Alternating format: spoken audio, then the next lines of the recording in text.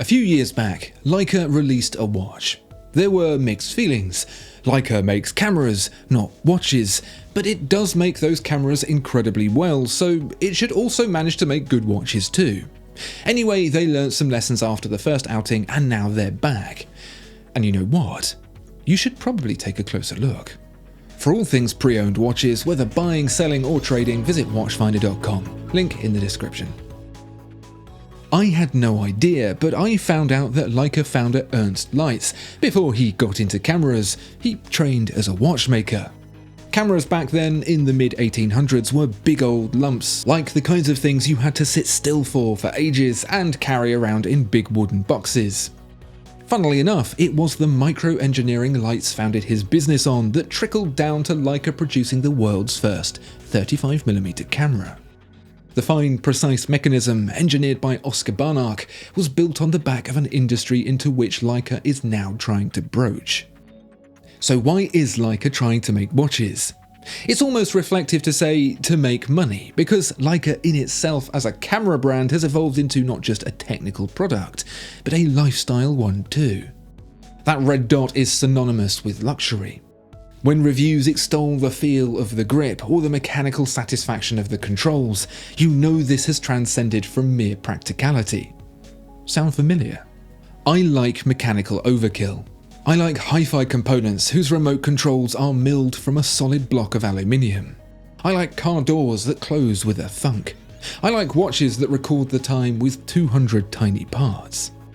I don't need those things, but they all tickle a little piece of my amoeba brain that, I think, grounds me to a sense of reality, like stepping off a plane onto solid tarmac after a particularly bumpy flight. This might be pseudo-psychological and maybe even a little sentimental, but in contrast to the digital pace of contemporary life, the feel of a button or a switch is almost tantric relief. I get to think about just one thing at a time and really get lost in it.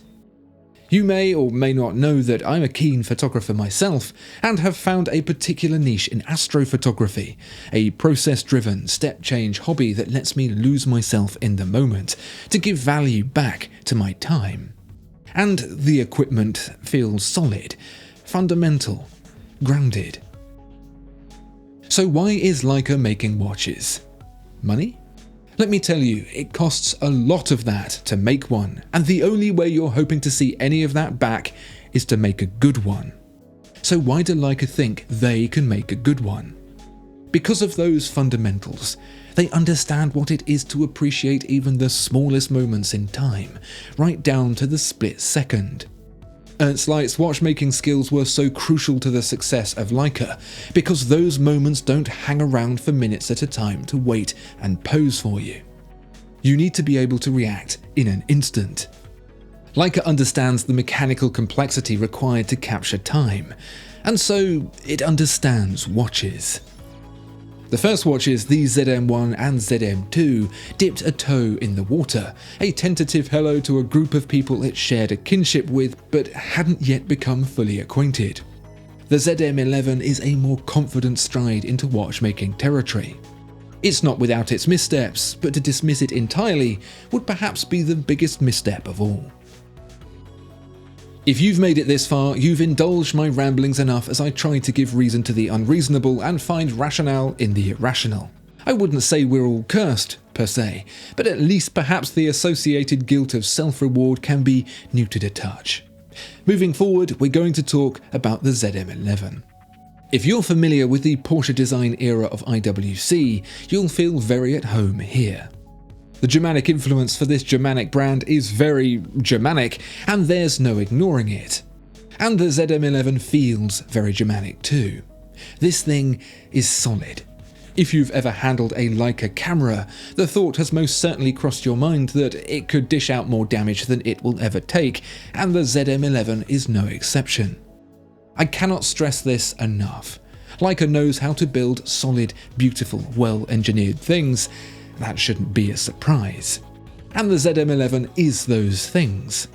The launch edition, for example, colours the sides of those dial slats in red, so when the watch tips towards you or away from you, the dial turns from black to red. Never seen that in a watch before.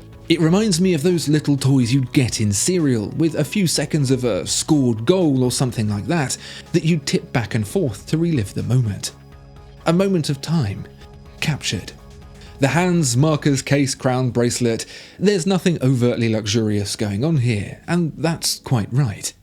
It expresses its value by making simple decisions and committing to them in steel, or in this case, titanium too.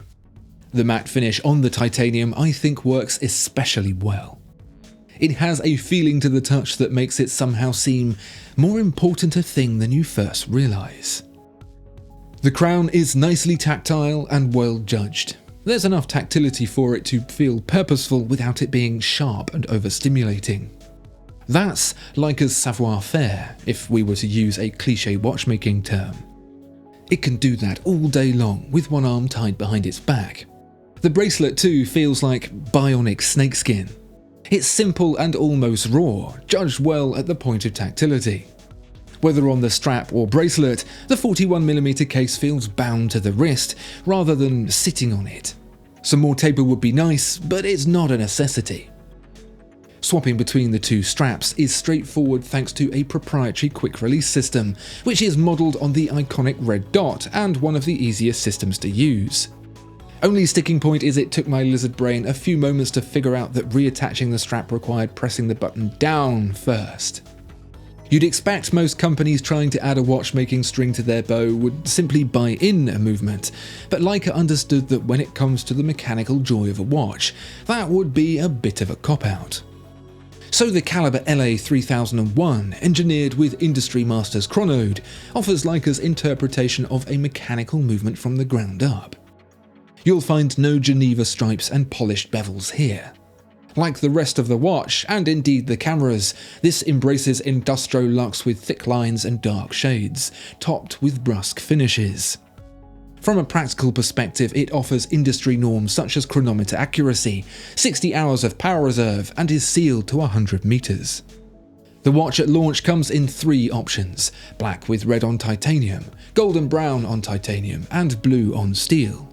It's only the black dial that gets the red stripe optical illusion, although the others are sunburst instead. There's the choice of rubber, textile, or bracelet for each, and the price starts at £5,630.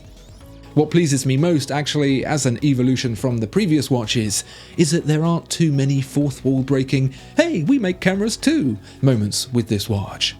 They're subtle, like the red dot quick release buttons, and the lens-like sapphire caseback with ridged lip and edge text, and even a slight dome that's not only very satisfying to touch, but also creates a fun effect when viewed at an oblique angle. How did you feel about the price when I dropped that in there? £5,630, going up to £6,810 in titanium on the bracelet. There's some stiff competition at that price point for sure. That's well into the realms of Rolex Oyster Perpetual money. Omega 2, the Aquaterra, a comfortable choice at the price point. Is the ZM11 as good as those watches? You know, it doesn't feel out of place at all. Leica have managed to create something different and interesting, built it to a high standard and pitched it at a reasonable price. It's not a no-brainer. At half the price, it would be the kind of watch you buy because you're sure the price is a mistake. At 3/4, you'd be looking for excuses not to be tempted. At this price, it's a good buy, but you'd have to consciously refuse to spend that money on the other obvious big hitters instead. Maybe you already have them and you want something different and unusual. There was a time when people thought that taking a picture of someone also took their soul from them, and right now there's a hesitance around Leica and its potential overreach into watches. But the ZM11 proves the German manufacturer of all things tactile gets it. They really do.